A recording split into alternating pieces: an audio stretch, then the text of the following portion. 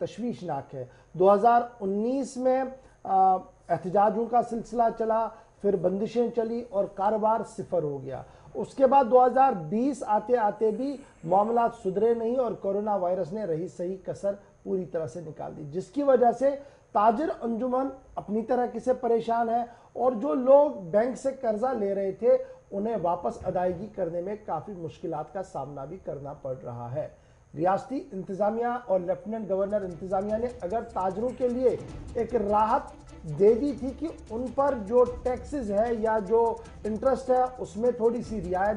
देखने को मिलेगी, लेकिन अभी तक भी वो पूरी तरह से हुक्मनामा नाफिजुल अमल नहीं हुआ है। जहां एक तरफ से ये कहानी है, वहीं पर अभी तक की दूसरी बड़ी खबर इसी खबर के साथ जो इंतहाई अहम है। मरकज के जेर इंतजाम जम्मू कश्मीर में अब सरफासी कानून जल्द लागू हो जाएगा, जिसका नफाज होने जा रहा है। और इस बीच यूटी में सभी जिला मजिस्ट्रेट्स को एक फहरिस्त सौंपी गई है, जहां बैंक के पास गिरवी जो इमलाक रखे गए थे वो अब बाज़ाब्ता इस कानून के तहत नीलाम कर दिए जाएंगे। और सरफासी कानून का इतलाक जम्मू कश्मीर में होने के बाद बैंक और मरकजी वजारत खजाना ने ये मुश्तरका तौर पर काफी दिनों तक चली मुशावरत के बाद ये फैसला लिया है कि सभी जिला मजिस्ट्रेट्स को एक फहरिस्त तैयार करने को कहा गया है और इसके बाद जितने भी बैंक्स के पास जो इमलाक रखा है, लोन्स के बदले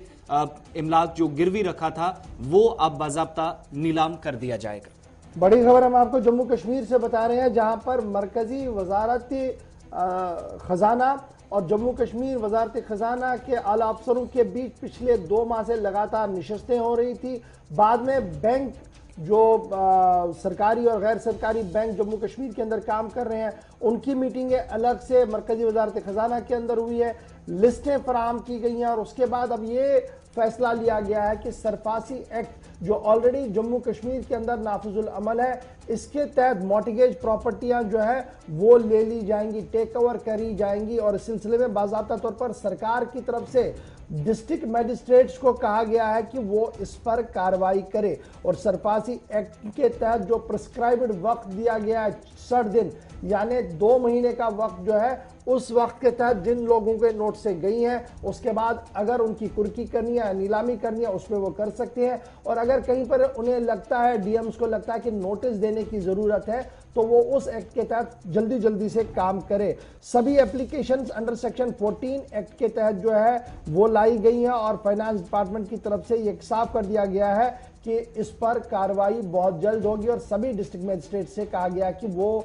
तेजी के साथ आगे बढ़े। इसके साथ साथ अगर आप कुल मिलाकर देखें तो इस साल के आखिर तक, माली साल यानी मार्च तक, मजीद 1.20 लाख बैंक अकाउंट जो है वो नॉन परफॉर्मिंग एसेट्स के तौर पर शामिल हो सकते हैं, एनपीए हो सकते हैं। मैंने पहले कहा कि एनपीए क्यों होंगे, तिजारत है नहीं, कर्जा लिया था, वापसी देने का कोई रास्ता है नहीं और इसलिए एनपीए होना इनका तय है। और माना जरा कि तकरीबन 1.20 लाख अकाउंट होल्डर जो है वो एनपीए हो सकते हैं। और ये बड़ी खबर हम आपको बता रहे हैं कि सरफासी एक्ट ऑलरेडी एनफोर्स है, अब उसका इतलाक जो है वो जमीन पर आपको दिखेगा। मरकजी वजारत खजाना की तरफ से डिस्ट्रिक्ट मजिस्ट्रेट से कहा गया है कि वो कानून की निफाज के लिए तेजी लाए और अगर नोटिसें जारी करनी है तो नोटिसें करें और अगर नोटिसें जारी हुई हैं तो कुर्की का सिलसिला भी तेज करें, नीलामी का सिलसिला भी तेज करें, क्योंकि सारा इख्तियार बैंकों के पास है और बैंक डिस्ट्रिक्ट मजिस्ट्रेट और सेट नॉर्म को ध्यान में रखते हुए कार्रवाई आगे बढ़ाएंगे। इसलिए